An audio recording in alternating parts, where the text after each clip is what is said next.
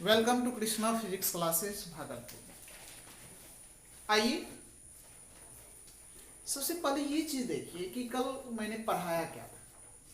पिछले लेक्चर में हम पढ़ाए थे कि विद्युत द्विध्रुव के कारण विद्युत विभव का हम लोग व्यंजक प्राप्त किए थे, मान निकाले थे। दो कंडीशन में निकाले थे। पहला कंडीशन में जब डायपोल के अक्ष पर कोई पॉइंट था वहां पे हम लोग पोटेंशियल निकाले थे। परपेंडिकुलर केस में हम लोग निकाले थे। और आज जो हम बताने जा रहे हैं एनीवेयर पॉइंट, मतलब एनीवेयर पॉइंट कहीं भी स्थित हो द्विध्रुव के कारण, तो वहां पे हम विद्युत विभव का व्यंजक प्राप्त करेंगे। तो आइए सी नंबर आपका पॉइंट, चलिए हेडलाइन दीजिए। When the point is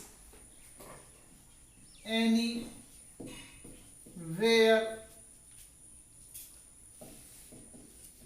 from the dipole,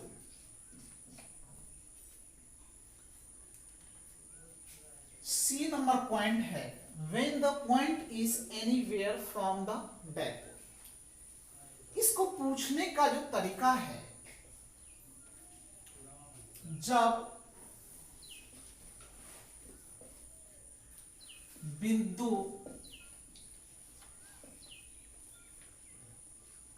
द्विध्रुव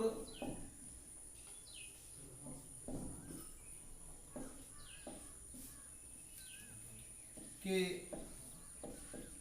साथ कहीं भी स्थित हो तो विद्युत विभव का व्यंजक प्राप्त करें। इस तरह से क्वेश्चन पूछा जाता है। जब बिंदु द्विध्रुव के साथ कहीं भी स्थित हो तो विद्युत विभव का व्यंजक प्राप्त करें। ये आपका बोर्ड मॉडल है, ये 5 मार्क्स में पूछा जाता है। तो ये क्वेश्चन को आप ध्यान से समझिए। क्वेश्चन ये है कि जब बिंदु द्विध्रुव कहीं भी स्थित हो तो विद्युत विभव का व्यंजक प्राप्त करें। तो आइए समझिए इस चीज को।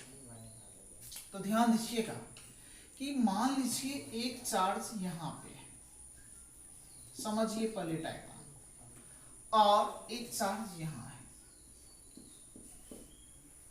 और ये केस है डायपोल का, द्विध्रुव का। तो स्वाभाविक है कि एक होगा प्लस क्यू तो दूसरा होगा माइनस क्यू, एक पॉजिटिव होगा और दूसरा निगेटिव।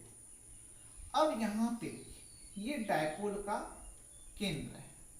अब एक पॉइंट यहां पे हम लोग ले रहे हैं, जो कि पॉइंट क्या है, P। और इसी पॉइंट P पे हम लोग इलेक्ट्रिक पोटेंशियल का वैल्यू निकालेंगे।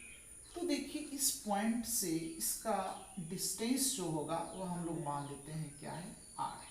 ये डिस्टेंस को हम लोग R मानेंगे। अब इसी लाइन को हम लोग आगे की ओर बढ़ा रहे हैं, और बढ़ा के इस पे हम लोग ड्रॉ कर दिए एक परपेंडिकुलर। तो देखिए इस पॉइंट पे आपको पोटेंशियल निकालना है, तो इस चार्ज से भी कुछ ना कुछ डिस्टेंस होगा इसका, और माइनस क्यू से भी इसका कुछ ना कुछ डिस्टेंस होगा। तो इसका डिस्टेंस हम लोग मान लेते हैं R1 और इस डिस्टेंस को मान लेते हैं हम लोग R2, और ये आपका ओरिजिन है।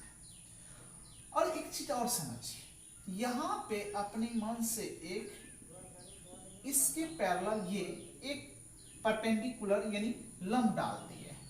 आपको देखने से ऐसा नहीं लगता होगा ये और ये आपस में बराबर है, लेकिन हम लोग ये मान के चलेंगे कि ये और ये दोनों आपस में बराबर है। तो इसका कुछ नाम देते हैं, इसका नाम A दे देते हैं, इसका नाम B दे देते हैं, इसका नाम हम लोग N दे देते हैं, और इसका हम लोग M दे देते हैं। अब यहाँ पे दोनों एक दूसरे के साथ डायपोल के साथ यहाँ पे एंगल बना रहा है थीटा, ये भी थीटा है तो ये भी क्या हो जाएगा थीटा। अब ये लंबाई इसका क्या है एल, और ये भी मान लेते हैं एल। तो आप याद कीजिए 11th में पढ़े होंगे कंपोनेंट्स ऑफ वेक्टर, जैसे कि मान के चलिए कंपोनेंट्स ऑफ वेक्टर में आप पढ़े होंगे ये एक्स एक्सिस है, ये वाई एक्सिस है, यानी कोई वेक्टर भी इधर v वेलोसिटी चलता है यदि थीटा एंगल पे, तो इसका दो भाग होता है, जिसके साथ एंगल बनाता है उसके लिए आप लिखे होंगे v cos थीटा, और जिसके साथ एंगल नहीं होता है वर्टिकल कंपोनेंट होता है वो होता है v sin थीटा। ये कंपोनेंट्स ऑफ वेक्टर के अनुसार, तो जिसके साथ एंगल बनाएगा वो कॉस, जिसके साथ एंगल नहीं बनाता है वो साइन। तो याद रखिए यहाँ पे एंगल ये वैल्यू एल दिया है और इसके साथ ये बना रहा है थीटा एंगल, तो सोचिए ये क्या हो जाएगा एल कॉस थीटा हो जाएगा, और यहाँ से ये वर्टिकल है तो ये क्या हो जाएगा एल साइन थीटा हो जाएगा। इसी तरह से इसके साथ ये एंगल, ये एल वाला इसके साथ थीटा एंगल पे है, तो ये हो जाएगा आपका बेस यानी एल कॉस थीटा, ये परपेंडिकुलर हो जाएगा तो ये हो जाएगा एल साइन थीटा। अब देखिए ये डायग्राम बन के आपका रेडी है। अब इस डायग्राम में सबसे पहला चीज है कि इस पॉइंट पे यदि आप पोटेंशियल निकालने जा रहे हैं तो आपको ये पता होना चाहिए कि ए से लेके पी का डिस्टेंस क्या है और बी से लेके पी का डिस्टेंस क्या है। अभी जनरली हम मान लिए हैं इसका r1 है और इसका r2 है, ये एक्चुअल डिस्टेंस नहीं है। तो आइए हम लोग इसका r1 और r2 निकालते हैं। तो देखिए सबसे पहला चीज है कि आप जो इसमें लिखे हैं उस चीज को हम लेट माना O से लेके P जो है आपका क्या है R है, और O से लेके N बराबर है O से लेके N, ये दोनों O से लेके N और O से लेके N दोनों का मान आपस में बराबर है जो कि L cos थीटा है। ये अब A से लेकर के O बराबर B से लेके O, ये आपका है L, तो ये है याद रखिएगा। तो आइए सबसे पहले हम R1 और R2 का वैल्यू निकालते हैं। अब ये जैसा कि हम बताए कि R1 बराबर है, ये R1 बराबर है M से लेके P को, तो आप इस तरह से इसको लिख सकते हैं। आप इसको इस तरह लिखिए A से P बराबर M से P, हम बार बार बोलेंगे और ये देखने में अभी आपको कंस्ट्रक्शन में बराबर नहीं लग रहा है, लेकिन हम लोग मान के चलेंगे कि A से P बराबर है M से लेके P का, तो AP बराबर है M से लेकर के P का, और यही बराबर हो गया किसका R1। तो देखिए तो R1 निकालने के लिए, इसीलिए R1 निकालने के लिए सोचिए, तो यदि आपका M से लेके P निकल जाएगा तो आपका R1 निकल जाएगा। तो M से लेके P निकालने के लिए देखिए क्या करना होगा, O से लेके, ध्यान से देखिए O से लेके P जो है आपका R है और O से लेके M जो है L cos थीटा है। तो आप पूरा में से जब इसको माइनस कर देंगे तो M से लेके P निकल जाएगा। तो देखिए इसको इस तरह लिखिए O से लेके P, O से लेके P, आप माइनस कर देंगे O से लेके M, O से लेके M, तो आपको M से लेके क्या पता चल जाएगा P, तो M से लेके आपको पता चल जाएगा M से लेके P। तो यहाँ पे इसको इस तरह से भी लिख सकते हैं M से P बराबर, M से P बराबर आप लिख सकते हो OP माइनस OM। अब इसी को हम लिख देते हैं R1, तो R1 बराबर क्या हो जाएगा O से लेके P, O से लेके P R माइनस क्या हो जाएगा L cos थीटा।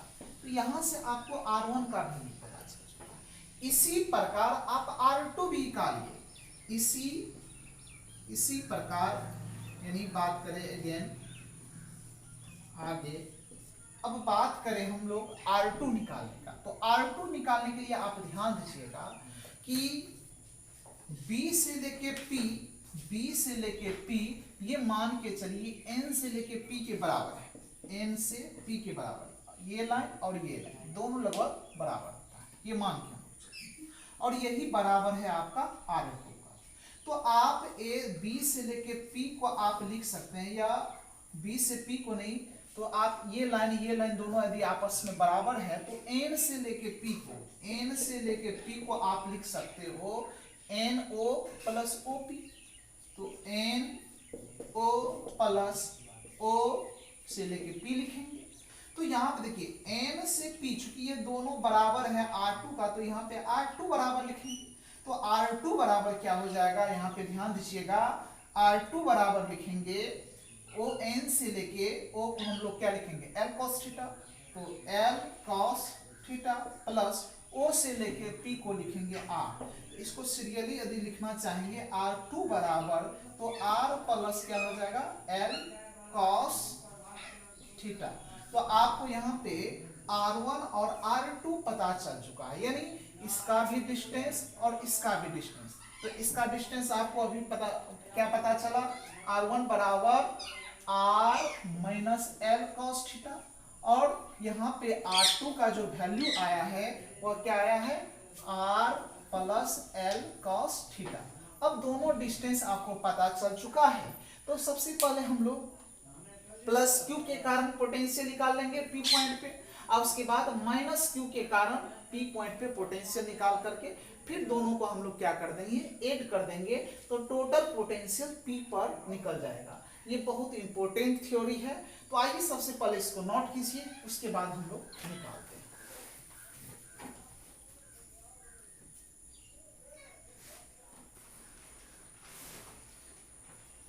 आइए अब देखते हैं, R1 और R2 आपको पता चल चुका है। तो आइए सबसे पहले हम लोग प्लस क्यू के कारण फिर माइनस क्यू के कारण हम लोग पोटेंशियल निकालते हैं। तो बात करें electric potential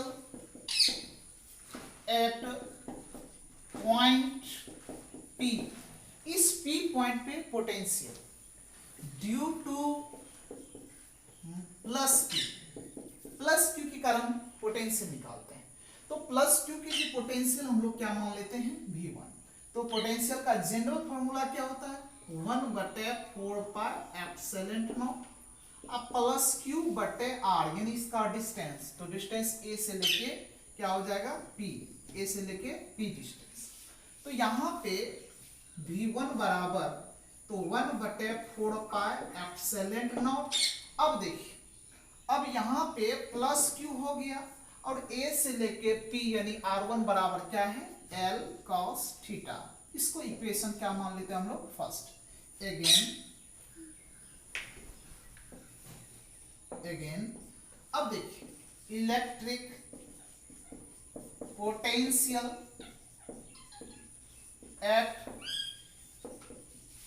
point p due to minus Q के कारण पोटेंशियल, तो माइनस क्यू यहाँ पे, तो V2 बराबर क्या लिखेंगे, 1/4πε0 इंटू माइनस क्यू बटे आर, तो B से लेके क्या हो जाएगा P, तो V2 इक्वल टू क्या हो जाएगा 1/4πε0 और माइनस क्यू बटे, अब B से P क्या लिखे हैं, B से P R2 का मान क्या है L cos थीटा। तो इसको इक्वेशन क्या मान लेंगे हम लोग, सेकंड। तो आपको प्लस क्यू के कारण भी पोटेंशियल P पे प्राप्त हो गया है और माइनस क्यू के कारण भी P पॉइंट पे यहाँ पे पोटेंशियल निकल गया है। अब टोटल पोटेंशियल इस पॉइंट P पे चाहिए, तो हम लोग क्या करेंगे, दोनों पोटेंशियल को आपस में जोड़ देंगे। तो देखिए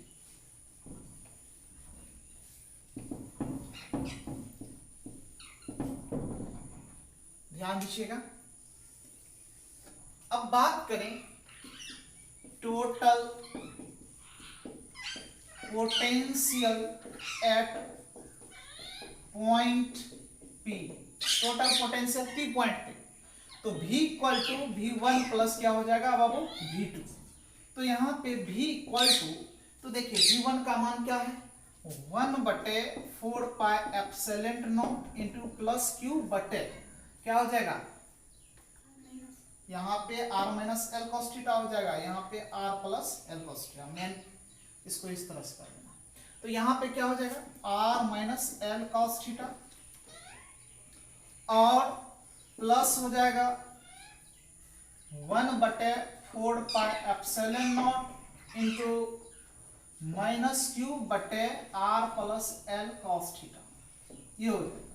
तो यहाँ पे ठीक कर लीजिए, यहाँ देखिए तो V इक्वल टू क्या हो जाएगा, इसमें कुछ कॉमन आ रहा है, इसको कॉमन कर लीजिए, तो Q बटे 4πε0 इंटू 1 बटे R minus L cos theta, और ये माइनस ये प्लस प्लस माइनस माइनस 1 बटे R plus L cos theta हो जाएगा।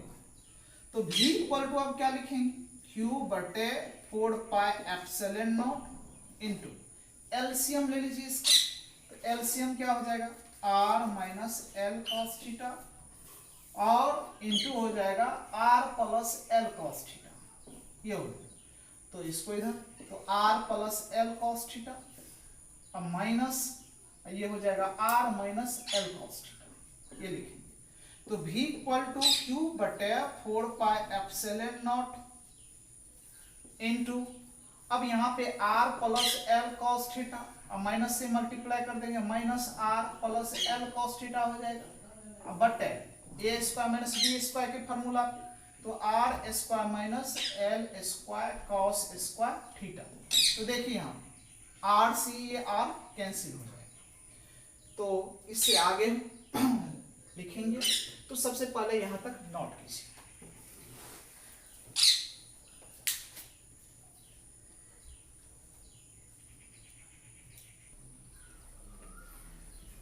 आइए अब इसको आगे हम लोग सॉल्व करते हैं। तो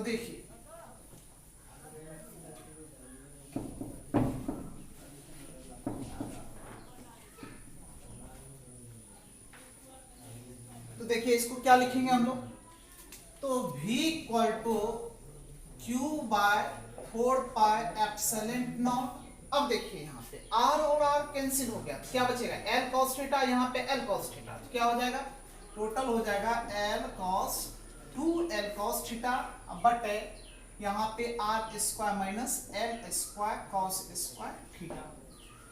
तो यहाँ पे भी इक्वल टू इसको लिखेंगे 1 बटे 4πε0, तो Q को इधर कर देंगे तो 2LQ इंटू कॉस थीटा बटे हो जाएगा R square minus L square cos square theta हो जाएगा। अब पीछे हम पढ़ाए इलेक्ट्रिक डाइपोल मोमेंट, और इलेक्ट्रिक डाइपोल मोमेंट यानी P बराबर बताए हैं 2LQ।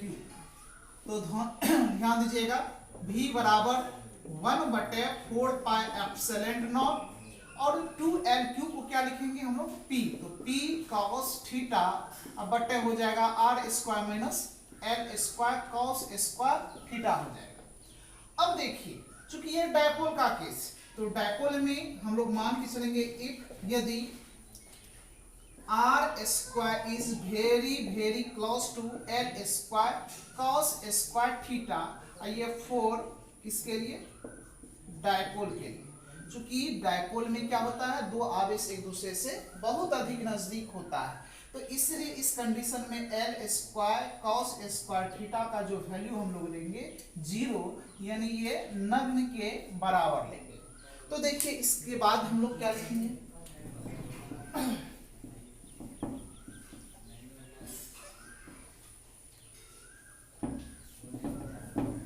तो देखिए तो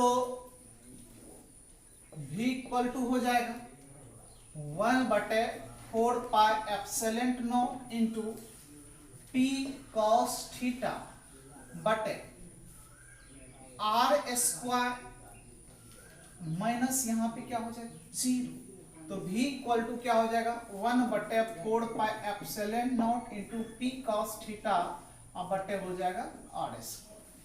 ये जो वैल्यू आया है, ये वैल्यू आया है इलेक्ट्रिक पोटेंशियल का, और किस कंडीशन में आया है एनीवेयर पॉइंट, यानी कहीं भी स्थित हो, किसी बिंदु पर स्थित हो, तो 1 बटे 4πε0 P cos theta by R square ये पोटेंशियल का वैल्यू आता है, इसको आप याद रखिएगा। तो यदि क्वेश्चन ये पूछा जाए कि किसी बिंदु पर द्विध्रुव के कारण विद्युत विभव का व्यंजक प्राप्त करें, तो हम लोग को यहाँ तक करना है, और ये आपका 5 मार्क्स में पूछा जाता है। तो आज के लिए इतना ही, हम लोग आगे का नेक्स्ट लेक्चर में देखेंगे। Thank you for watching my video.